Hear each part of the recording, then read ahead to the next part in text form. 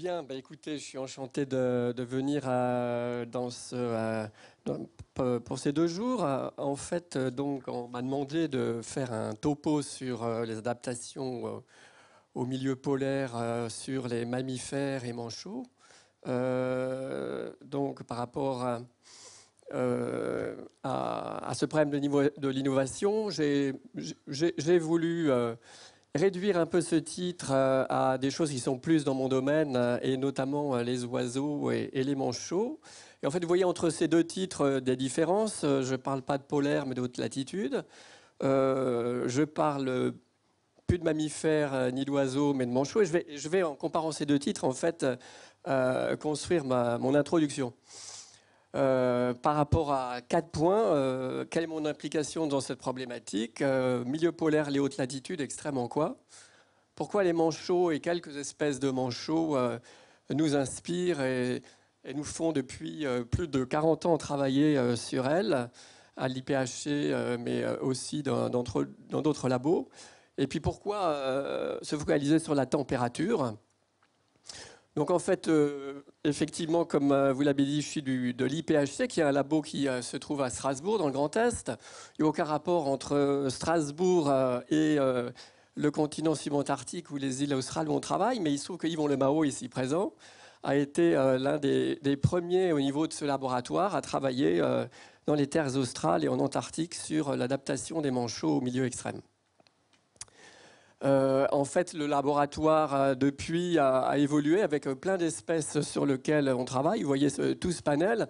Et en fait, ce qui réunit un peu nos activités de recherche au laboratoire, c'est étudier les adaptations qui sont liées au mode de vie de ces animaux, dans des milieux extrêmes ou pas. Et parce qu'éventuellement, elles ne sont pas dans un milieu extrême, mais il y a un stress environnemental qui peut être lié, par exemple, à l'activité humaine. On vient d'en parler beaucoup. Mais néanmoins, par rapport à ces espèces des pôles, évidemment, vous voyez ici les manchots, qui sont donc antarctiques.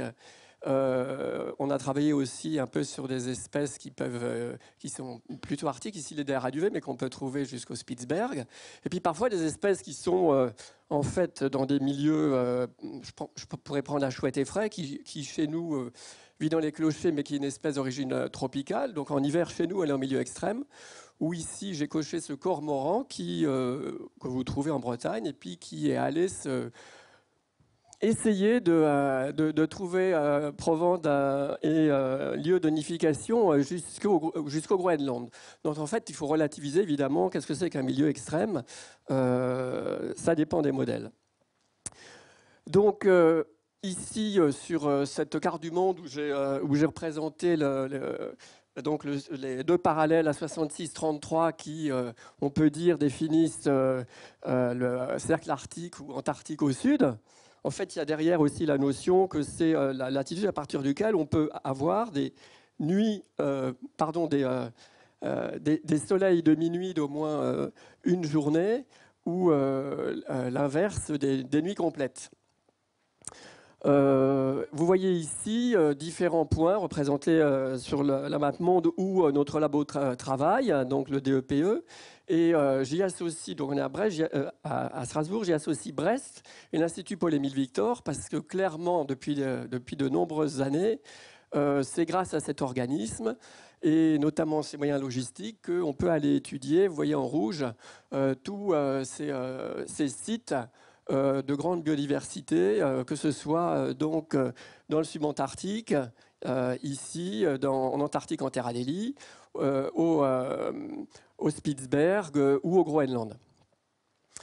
Et donc, ensuite, ce dont je voulais parler, c'est milieu extrême, les hautes latitudes, en quoi ces milieux sont extrêmes, qu'est-ce qui les caractérise. Donc, bon, rapidement, tout le monde sait que c'est grâce ou à cause de l'inclinaison de la Terre par rapport à l'orbite, au plan de l'orbite, qu'il se trouve qu'on peut avoir un soleil de minuit, pendant l'été dans l'hémisphère nord et au même moment une nuit complète de l'autre côté et réciproquement donc pendant notre hiver à nous c'est l'été et avec des jours continus donc en milieu antarctique. Donc au départ on a un problème de luminosité, donc ensuite d'énergie qui provoque évidemment le fait que nos pôles sont les lieux des glaces et des milieux les plus extrêmes en température. J'ai ici représenté quelques données sur la base de Dumont d'Urville en Terre Adélie, donc qui est à 66-40, où on a un hiver de 8 mois, une nuit totale qui dure à peu près un mois, évidemment à cheval sur décembre, pardon, c'est l'inverse. Des températures qui peuvent aller à moins 35 et par grand vent dépasser quelquefois moins 40 jusqu'à moins 15. Donc ces vents très violents, catabatiques qui descendent du continent et un milieu très sec parce que l'air froid est par définition très sec. Et en été, juste 4 mois, des températures plus favorables mais encore assez basses et des vents moins violents. Et donc c'est évidemment ce marquage des deux saisons entre l'été court et l'hiver long qui va déterminer pour toutes les espèces arctiques ou antarctiques le problème majeur pour caler leur reproduction, notamment pour les espèces marines qui viennent à terre uniquement pour se reproduire ou muer. Donc ici, l'illustration de la nuit ou d'un soleil qui est très bas sur l'horizon. Donc en Terre Adélie, avec dessous là, des manchots Adélie. Alors, évidemment, extrêmement quoi c'est totalement anthropomorphique au départ. C'est extrême parce que pour l'homme, aller dans ces contrées, c'est difficile. Et ici en bas, donc l'astrolabe qui essaye de se diriger vers le sud. Bon, on est capable, et d'ailleurs nous l'étudions, l'adaptation plus qu'en altitude en orbite. Mais pour les animaux qui vivent dans ces milieux dits extrêmes pour l'homme, en fait, évidemment, s'ils sont adaptés, ce n'est pas vraiment extrême pour eux. Et ce qui est intéressant est d'étudier ces adaptations. Le cormoran, j'en ai parlé. Pour lui, c'est extrême parce que c'est un nouveau colonisateur d'un milieu qui est hors de sa zone de répartition initiale. Et pour l'ours blanc, ce qui est extrême, malheureusement, c'est plutôt la situation réverse actuelle liée au réchauffement si rapide des zones arctiques. Alors, donc on travaille au laboratoire et moi-même en particulier sur les manchots. Pourquoi travailler sur ces manchots et notamment sur deux espèces qui sont du genre Aptonodites, le manchot empereur et le manchot royal, car ces deux espèces sont remarquablement adaptées au froid. Hein. Vous connaissez tous l'histoire du manchot empereur qui pond en plein hiver antarctique et qui évidemment est éminemment adapté au froid. Mais cela veut dire pour ces animaux à la fois jeûner et avoir les capacités de diminuer leurs dépenses énergétiques pour à la fois lutter contre ce froid et essayer d'utiliser le moins possible de leurs réserves. Ce que, en fait, on retrouve évidemment chez les espèces arctiques. J'ai mis ici un eider aduvé qui doit pendant toute l'incubation jeûner. Ce n'est pas les mêmes conditions, mais il a les mêmes problématiques. Ou cet ours blanc qui, vous voyez, a l'air d'être intéressé pour aller chercher gîte et couvert, malgré ses adaptations extraordinaires. Puis alors le troisième volant qui nous intéresse par rapport à ces animaux, c'est leur adaptation à la plongée. Je vais en parler peu, mais évidemment... vous savez que je cherche, voilà. Vous savez une chose, j'imagine, quand vous mettez dans un bain à 5 degrés, vous avez vite froid. C'est tout simplement parce que la conductivité thermique de l'eau est bien supérieure 23 fois à celle de l'air. Et évidemment, aller dans l'eau pose un problème immédiat pour tous les homéothermes, c'est-à-dire les animaux à sang chaud qui doivent maintenir leur température corporelle à un niveau élevé. C'est le problème de tous les mammifères et oiseaux. Et c'est aussi ce problème de ce phoque antarctique à partir du moment où il va dans l'eau. Et une notion que sans doute pour beaucoup de gens est fausse, c'est de se dire que ces animaux antarctiques,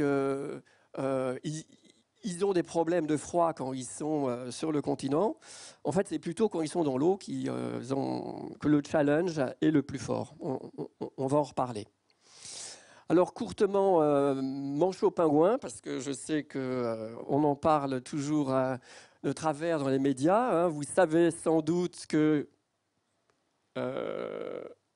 les pingouins, ils sont dans l'hémisphère nord, ils volent, c'est des espèces de mouettes, on en a en Bretagne, les macareux par exemple. Et les manchots, ils sont tous dans l'hémisphère sud. Il y en a quelques-uns qui sont près des tropiques. Il y a le manchot des Galapagos. Il y a 2 ou 3 espèces qui se répartissent. Et puis ensuite, on a une foultitude d'espèces qui sont dans les îles subantarctiques. Hein, et notamment, vous voyez ici la zone des îles subantarctiques françaises. Et puis quelques espèces typiquement antarctiques. Ici, pour vous représenter juste une idée de la taille des manchots, du plus grand, le manchot empereur qui fait 1,10 m. Là, on a un homme d'1,70 m, au plus petit qui fait moins de 30 cm. Ce sont par rapport à tous les autres oiseaux, des oiseaux très denses. Je ne vais pas en dire plus. On a 9 espèces dans nos îles australes et sur le continent antarctique. Et donc, ce qui est intéressant, c'est que si on prend les 5 plus grosses espèces, on retrouve les espèces typiquement antarctiques, manchot empereur, manchot à jugulaire et manchot à délit. Une espèce le manchot papou, qu'on peut retrouver à la fois dans le subantarctique et sur la péninsule antarctique, et le manchot royal, qui lui vit dans l'Austral. Et en fait, sur ces 5 espèces les plus grosses, comme je l'ai déjà dit, 2 espèces, le manchot royal et le manchot empereur, qui sont des cousins proches, qui ont à peu près le même mode de vie, sont ceux sur lesquels je vais essayer d'illustrer des adaptations qui existent en fait chez la plupart des espèces des milieux des hautes latitudes, arctiques ou antarctiques, mais avec ici en plus ce problème de l'adaptation à plonger qui rend encore plus exacerbées leurs contraintes et donc leurs adaptations. Donc, mon plan par rapport à cet objectif de vous parler de cette adaptation au froid, il est vrai que j'aurais pu vous parler d'adaptation à la lumière, à l'obscurité. Je pense que tout à l'heure, notamment avec notre botaniste, vous aurez plus d'informations par rapport à ces autres contraintes qui s'exercent sur ces milieux d'haute latitude. Donc des adaptations morphologiques et anatomiques, où bien évidemment on va pouvoir voir des applications dans le biomimétisme. Les adaptations physiologiques et comportementales, comme on l'a vu juste tout à l'heure, il y a tout ce qui concerne finalement l'intelligence, la régulation, par exemple, on va dire thermoréguler d'une façon optimale une maison. Je pense que, d'ailleurs, que ce soit à l'échelle de la maison, en comparant à l'approche individu centrée qu'on a, nous, au laboratoire, ou par rapport à un village et les interactions entre ces maisons ou les organismes, où on peut mettre de l'intelligence et où comportement et physiologie peuvent nous amener des éléments de comparaison et des idées d'innovation. Et il faut séparer, je vais le séparer dans mon plan, les adaptations qui ont lieu à terre, dans l'air froid, milieu très différent évidemment de celles qui ont lieu dans l'eau.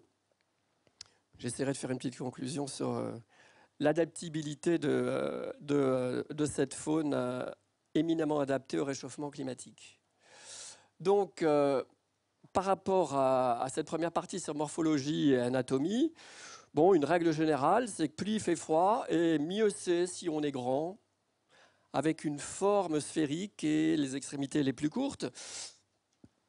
Allez, rapidement, je refais juste des maths. Si on part d'un cercle avec un rayon donné, on sait que le calcul de la surface de la sphère, c'est quelque chose avec R2 et le volume, quelque chose avec R au cube. Ce qui nous dit que quand on augmente sa taille, la surface varie au carré, le volume au cube, donc la surface augmente moins vite que la taille, pardon, que le volume.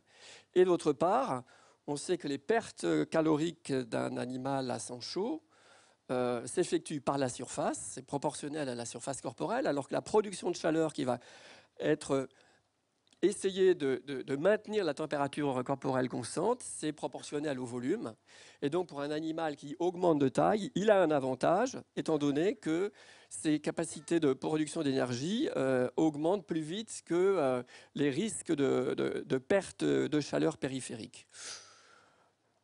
Une autre notion que je pense vous connaissez et que la forme va éminemment affecter ce rapport entre la surface et le volume.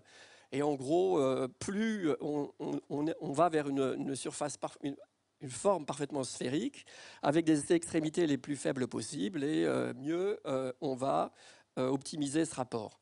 Et finalement, c'est ce qu'on se trouve chez nos manchots, plus ou moins. Je rappelle donc les 5 espèces vivant sous des latitudes, enfin disons donc en Antarctique pour les manchots, sont les plus grosses. Néanmoins, il y a l'exception du manchot royal, hein, donc ça ne marche pas toujours. Il faut considérer d'autres types de contraintes. Par exemple, le manchot royal est bien plus adapté à la plongée que les 3 espèces un peu plus petites. Et par exemple, vous savez qu'il y a plein d'exceptions. Vous prenez l'ours blanc, l'ours grizzly, même taille. Donc il y a d'autres considérations évidemment que la taille à prendre en compte par rapport à cette relation. Ici, je vous présente une photo avec un intrus. Hein. C'est un montage où vous voyez un manchot royal parmi des manchots empereurs. Bon, ça peut arriver, ils peuvent se rencontrer pendant l'hiver sur les glaces au pourtour du continent. Et ce que vous pouvez voir peut-être, pour donc 2 espèces, le manchot royal, il fait 12 kg, 90 cm de haut, contre 25 kg et 1,10 m chez le manchot empereur. Et pourtant, ils ont la même longueur de bec. L'aileron est un peu moins large chez le manchot Adélie, mais il a la même longueur, et les pattes, même longueur. Donc là, ce problème des extrémités, ça marche et ça marche. Pensez au renard arctique, renard de chez nous, c'est quelque chose qu'on retrouve et qui fonctionne assez bien. Alors l'anatomie de l'épiderme phanaire et couleur, là bien sûr, beaucoup de bio-inspirations ont déjà été étudiées. Donc en fait, je rappelle, le problème, c'est d'essayer de repousser l'eau qui est bien plus conductrice que l'air, et l'air étant bien moins conducteur, le moyen d'éviter les pertes caloriques, c'est d'essayer d'emprisonner l'air à la surface de la peau. Un édredon, c'est quoi? C'est un volume où l'air est immobile, emprisonné dans du duvet d'oiseaux. Et les anciens savent que le meilleur duvet est le duvet de l'eider à duvet. Et pour la petite histoire, donc c'est récolté en Écosse, mais aussi pour la petite histoire, en anglais, c'est eiderdown. Hein, donc eiderdown, édredon, ça vient de là. Alors, évidemment, les manchots adaptés à la plongée sont allés plus loin dans ces adaptations. Vous voyez ici le dos d'un manchot. Là, c'est un manchot Adélie. On a fait une raie pour écarter les plumes. Et pour arriver à faire une raie, on met un peu d'alcool. C'est un animal qui est anesthésié sur la table. Vous voyez que sur 1 cm, il y a à peu près un rang de 5 plumes. Il y a une densité absolument incroyable de plumes. Et malheureusement, là, ce n'est pas vraiment illustré. On ne voit pas trop le duvet parce qu'avec l'alcool, il s'aplatit. Le duvet n'aime pas les liquides. Il faut qu'il soit protégé par une structure plus rigide. Il y en a un peu ici qu'on peut voir. Et en fait, il y a une étude récente chez le manchot empereur qui montre la complexité de leur adaptation. Ils ont 5 types de duvets différents. Certains qui sont accrochés au rachis de la plume que vous voyez ici, d'autres indépendants. C'est d'une grande complexité. Une autre chose que je peux dire, je ne sais pas, j'aurai le temps d'y revenir. En fait, il y a un orifice à la base du rachis sur la plume chez tous les manchots, et il y a une espèce de trou dans le rachis. Alors pour certains, ça leur rappelle peut-être des adaptations qu'on peut trouver chez l'ours, dont je n'ai pas le temps de parler ici. Ici, vous voyez un gros plan sur un manchot qui, donc on voit sa patte ici, sa queue, et il est en train de faire un mouvement pour aller chercher dans sa glande uropygienne la graisse nécessaire à étanchifier son plumage. Bon, c'est une adaptation pas particulière aux espèces arctiques, mais bien sûr pour eux, c'est encore plus important d'arriver à bien imperméabiliser leur plumage. Puis alors, les couleurs, notez donc cette couleur foncée ou noire enfin c'est bleu chez les manchots empereurs et royaux, et noir chez l'Adélie par exemple, avec dessous une couche qui est blanche, la peau qui est rose. Et en fait, il y a toute une adaptation. Peut-être que vous savez que chez l'ours blanc, la peau est noire, car tout ce qui est noir attire, la lumière qui arrive sur une surface noire est entièrement absorbée, donc ça chauffe. Une couleur blanche, ça réfléchit la lumière.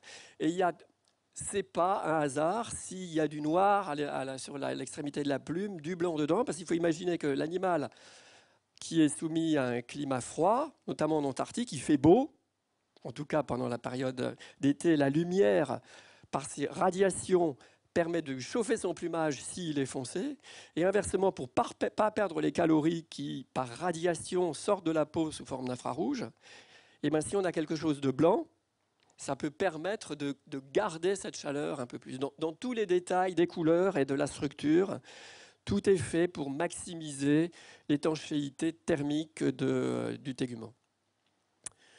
Ça aurait dû arriver avant. Regardez, ici c'est un coup de manchot royal. Regardez la finesse et le nombre de plumes en forme d'écailles ou de tuiles que l'on peut voir sur le cou de cet oiseau. Alors, on revient sur cette notion de couleur là, sur 3 espèces. Vous voyez que les 2 espèces antarctiques ou ici le manchot royal, ce contraste entre le dos qui est exposé au soleil avec des couleurs sombres et le blanc qui... Alors après, il y a des compromis. Pourquoi l'ours blanc n'est pas noir? Pourquoi le ventre du manchot est blanc? Eh bien, il y a un compromis parce qu'un ours noir dans la neige, il aurait du mal à s'approcher des phoques. Et il y a toute la problématique de relation prédateur-proie. Donc, c'est un compromis. Mais j'ai illustré sur toutes ces diapositives les poussins qui, quand ils naissent, n'ont pas un plumage étanche, mais un duvet qui, en milieu sec, ce qui est le cas de l'Antarctique, quand il fait froid, il fait sec, est parfaitement adapté à leur protection par rapport à la perte calorique, même par grand vent. Vous voyez en bas ici des poussins de manchots royaux en plein hiver, il neige. Ils sont parfaitement isolés.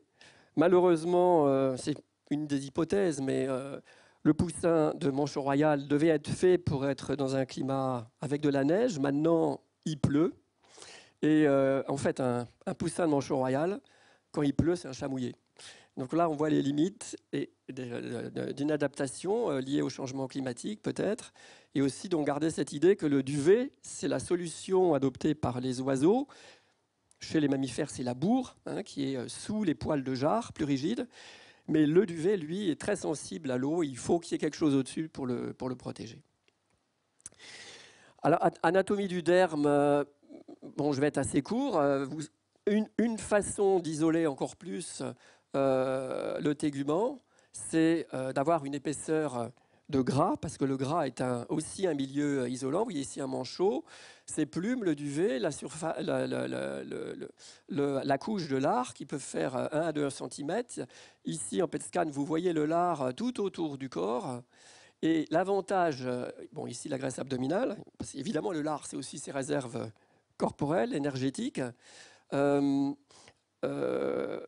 sûr, l'intérêt de ce lard aussi, c'est qu'il est vascularisé et que la perméabilité, la la conductance thermique de ce lard va pouvoir être modulée par les vaisseaux sanguins qui parcourent la peau.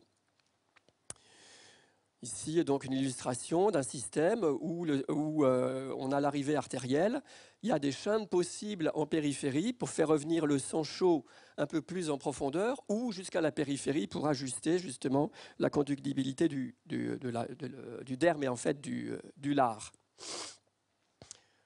C'est un peu la même histoire dans les extrémités. Ici, c'est un schéma qui est sur un goéland, où vous voyez le système artériel et veineux qui, dans la patte, en fait, sont rapprochés et sont en fait jointifs, ce qui permet, au fur et à mesure que le sang chaud descend, de décharger ces calories au sang veineux qui remonte pour limiter les pertes caloriques vers l'extrémité de la périphérie. Mais en fait, bon, toutes les espèces ont ce genre d'adaptation chez les mammifères aussi. Un détail de la patte qui montre, bon, je pense pas que ce soit assez zoomé pour que vous puissiez voir, mais il y a des espèces de coussinets sous la patte qui la rendent déjà non glissante. Et dans ces coussinets, il y a des boules de lipides insaturés qui contribuent aussi à mieux isoler la patte des manchots. Et l'enjeu est évidemment d'importance chez le manchot empereur. Donc ici, dans la poche incubatrice, il y a l'œuf. C'est unique chez ces deux espèces de manchots qui est couvé sur les pattes. Vous voyez une photo faite en caméra thermique ici de la tortue du manchot empereur avec une femelle qui va donner l'œuf au mâle et donc qui soulève sa poche incubatrice et où on voit donc ce spot de température à 37 alors que la peau de ces manchots, en tout cas en périphérie, là où on peut le mesurer ou au-dessus de la tortue, rejoint les températures de l'ambiance. Pardon, il me manque... Ah ben voilà, ben c'est parti. En fait, non, c'est moi qui ne regarde pas, c'est ici. Vous voyez donc le challenge d'avoir une patte qui, au-dessus, est à 38 degrés et dessous est à moins 40 sur une épaisseur de 2 cm. Et en fait, il y a deux systèmes d'irrigation différents qui vont vasculariser le haut et le bas de la patte avec des possibilités de shunt entre la partie inférieure et supérieure. Et je pense que c'est l'exemple ultime au monde en tout cas, enfin pour les espèces homéothermes de cette contrainte majeure. Essayer de perdre le minimum ces calories et de chauffer l'œuf pour les besoins de l'embryon. Alors les extrémités, je le disais, ce n'est pas particulier aux espèces arctiques. Hein. Nous, on est capable de le faire avec des mécanismes anti-gelure qui nous provoquent l'onglet. Vous voyez ici des photos thermiques faites sur un manchot royal qui sort de l'eau. Car évidemment, quand on est dans l'eau, le moyen d'éviter de perdre des calories, c'est de faire la vasoconstriction de ces vaisseaux. Et vous voyez ici, en quelques minutes, les vaisseaux qui se rouvrent. D'ailleurs, on voit carrément l'anatomie des vaisseaux.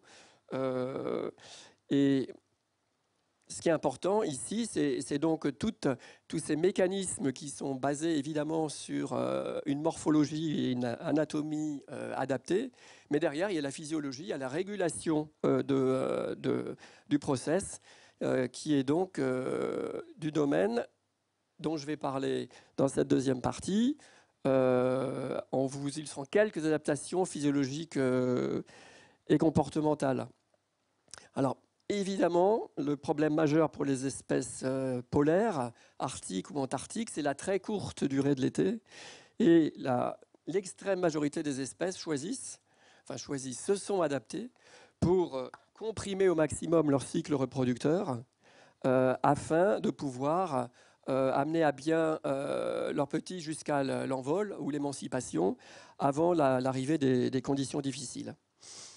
Et en fait, il y a deux exceptions, dont le manchot empereur, hein, vous savez, je l'ai déjà dit, qui vient nicher en plein hiver antarctique et qui adopte une stratégie absolument exceptionnelle, ça s'appelle la thermorégulation sociale, où en fait, pour minimiser au maximum les pertes de chaleur, constitue un macro-organisme. Et vous pouvez voir sur cette photo en caméra thermique le phénomène avec quelque chose qui a été découvert par une équipe du laboratoire, André Ancel et Caroline Gilbert, récemment avec Yvon, en équipant certains des oiseaux de capteurs sous-cutanés. C'est qu'en fait, paradoxalement, ces manchots qu'on présente partout dans certains films que vous avez vus comme étant là à la limite de leur adaptation tellement il fait froid, c'est vrai, leur métabolisme est très faible, ils sont capables de jeûner 180 jours alors que dehors il fait moins 40. Néanmoins, au milieu, ils explosent de chaleur et ils sont obligés de sortir pour réussir à récupérer une température normale. Et c'est ce qui fait que les pauvres qui sont autour peuvent arriver à rentrer. En fait, évidemment, il fallait le montrer, mais ces animaux sont adaptés à la vie aquatique. Et donc, malgré des températures de moins 30, moins 40, ça pourrait ne pas être vraiment le problème majeur. Enfin, néanmoins, cette adaptation comportementale existe et est extraordinaire. Bon, il y a d'autres espèces d'oiseaux qui font ça la nuit en hiver. Chez nous, les mésanges à longue queue, pour ceux qui connaissent. Sinon, toutes les autres espèces, ce qui est vrai pour la plupart des espèces arctiques, donc bouclent le cycle à toute allure pendant la période favorable. Ici, un manchot jugulaire, un manchot adélie. Et le manchot empereur, ces jeunes commencent à muer à cette période. Et en fait, c'est là qu'on comprend la stratégie du manchot empereur. C'est une grande espèce et il faut qu'il commence sa reproduction très en anticipation avant la belle saison pour que le jeune soit dans les conditions les plus favorables et au plus près de l'eau libre pour que les parents puissent l'alimenter favorablement.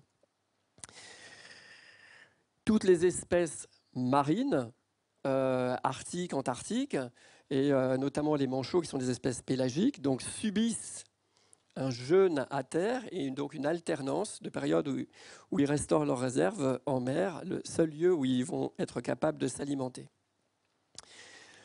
Et je vous ai dit au départ, les deux espèces Aptenodytes étaient aussi des super modèles du jeûne, car le manchot royal est la seule autre espèce de manchot. Chez les oiseaux, il doit y avoir que 4 ou 5 espèces qui ont un cycle de reproduction, certains aigles, tellement long que ça dure plus d'1 an. Et donc, le poussin de manchot royal est confronté à l'hiver. C'est pas l'hiver antarctique, c'est l'hiver austral. Et vous voyez ici, en plein hiver, il ne reste dans la colonie que des poches de poussins de manchot royal.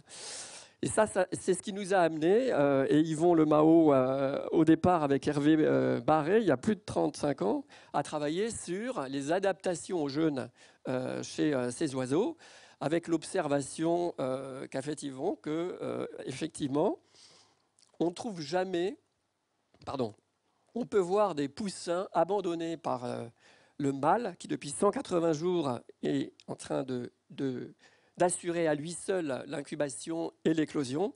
D'ailleurs, il y a une histoire d'alimentation dont parlera Yvon Lemao demain par rapport à sa problématique de donner à manger après un long jeûne à son poussin. Et si la femelle ne revient pas à temps, le manchot empereur ne meurt pas sur place, on n'en trouve jamais. On trouve malheureusement des poussins morts parce qu'un signal le prévient, alors qu'il lui reste encore des réserves de lipides, que s'il ne part pas immédiatement, compte tenu du temps qu'il va lui falloir pour parcourir les 200 km qui vont l'amener à l'eau libre, il va être en situation d'épuisement des réserves. Donc on a beaucoup travaillé sur ce signal de réalimentation, avec évidemment une application biomédicale qui est liée au problème de notre temps. Alors maintenant en mer, ces deux espèces particulièrement ont été étudiées parce qu'il y a un paradoxe des manchots Aptenodytes par rapport à leur autonomie de plongée. Il y a quelques mammifères aussi qui sont dans ce cas, l'éléphant de mer, certaines otaries, qui, d'après ce qu'on sait de leur stock d'oxygène dans leurs muscles, d'après ce que l'on sait de leur consommation d'oxygène quand ils nagent sous l'eau, en apnée, puisqu'évidemment ils sont en apnée sous l'eau, eh bien, il y a quelque chose qui ne colle pas, ils ont une autonomie qui est plus grande que ce qu'on peut expliquer. Alors comment on fait ça? Par exemple, avec des capteurs de pression, on mesure le comportement de plongée de ces animaux et on peut savoir quelle est la durée de leur plongée, quel est le temps de récupération entre deux plongées. Et par exemple, là sur le manchot royal, ils plongent régulièrement à plus de 6 minutes, plus 50% de leur plongée dure plus de 6 minutes, avec un retour en plongée quasi immédiat. Ce qui interdit d'imaginer que, par exemple, ils sont en dette lactique. Enfin, je ne vais pas développer plus. Et, par ailleurs, on sait, d'après leur consommation d'oxygène, qui était mesurée dans des canals de nage, où on mesure leur consommation d'oxygène pendant leur nage en apnée, que leur autonomie théorique, qui est tout simplement le rapport entre le stock d'oxygène embarqué et combien ils consomment par minute, est seulement 2,5 minutes. Donc il y a un hiatus complet. Rapidement, on a démontré, en posant des capteurs, on leur fait avaler dans l'estomac ou dans l'abdomen, que ces animaux, alors qu'ils sont en pleine activité, sont capables de refroidir leur corps de façon très importante, puisqu'on peut mesurer des températures qui sont, on va dire, équivalentes à une température cloacale considérée chez les endothermes comme une température du noyau thermique de 18 degrés, donc ils sont à 20 degrés en dessous de la température corporelle, et dans l'abdomen, près du foie, jusqu'à 24 degrés. Et donc on a mis en évidence un phénomène que jamais, en tout cas en conditions de captivité, on aurait pu mesurer ou imaginer. Quand on mesure la dépense énergétique d'un manchot dans un canal de nage, on mesure un métabolisme trop élevé. Dans la nature, il est capable de réduire son métabolisme en déployant une hypothermie absolument incroyable parce qu'il est actif. Les températures corporelles de ces valeurs, chez l'homme, on est dans le coma. Et d'ailleurs, quand on a publié ça dans Nature, j'ai eu pas mal de médecins spécialisés dans les gens qu'on retrouve dans les avalanches ou dans les ruisseaux, qui sont en hypothermie profonde. Ils sont vivants, leur cœur bat à 1 par minute, leur cerveau est en état parce qu'ils ont été refroidis rapidement. Mais on n'arrive pas à les réveiller. Il y a un stade à 30 degrés à peu près où, quand on les remonte, le cœur se met en fibrillation. Il y a un seuil de température à la remontée qu'on a du mal à expliquer. Et les manchots, ils font ça tous les jours parce que toutes les nuits, leur température, cette hypothermie, en fait, je ne l'ai pas dit, elle se met en place pendant toute la journée de plongée, mais toutes les nuits, ils retournent à une température de 38 degrés, donc ils font ça tous les jours. Même le pectoral, le tissu le plus actif, est concerné avec des diminutions de plusieurs degrés. Et je ne vais pas rentrer dans la complexité.